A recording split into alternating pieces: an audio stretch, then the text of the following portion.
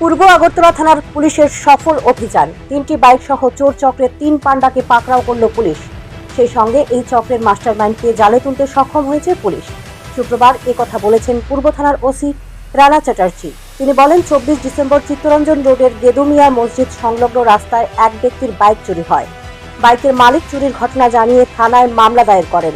এরপরেও পূর্ব থানা এলাকায় আরও কয়েকটি চুরির ঘটনা ঘটেছে।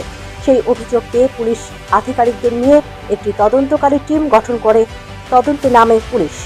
তদন্তের পরেই ধীরে ধীরে বেরিয়ে আসে বেশ কয়েকজনের নাম। সেই মতো রঞ্জিত সরকার নামে চোর চক্রের মাস্টারমাইন্ডকে গ্রেপ্তার করে। তার সঙ্গে যুক্ত 2 পান্ডা রুবেল সরকার এবং শনি সাহাকে গ্রেপ্তার করে। তাদেরকে জিজ্ঞাসাবাদ করেই চুরির যাওয়া 3টি বাইক উদ্ধার করেছে। তবে বাইক চুরি করে তা বাংলাদেশের পাচার করছে বলেও জানিয়েছেন পূর্ব থানার ওসি।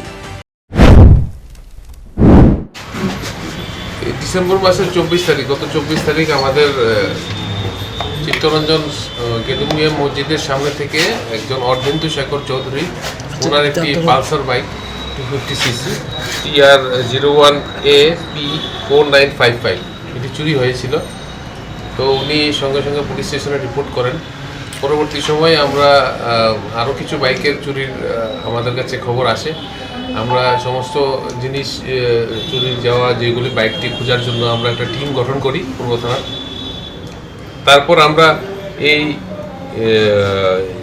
আপনার এই চুরের যে গ্যাং, একটা interstate gang, bike lifting gang আছে, তার একটা সর্দার রঞ্জিত সরকার, ওকে আমরা গ্রেপ্তার করতে সক্ষম হই।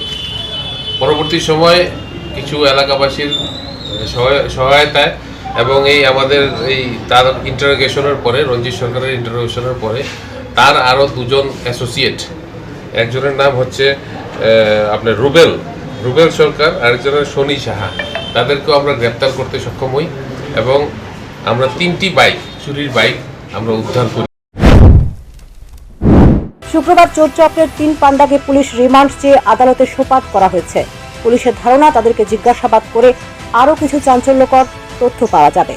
Bureau report, news prime Tripura.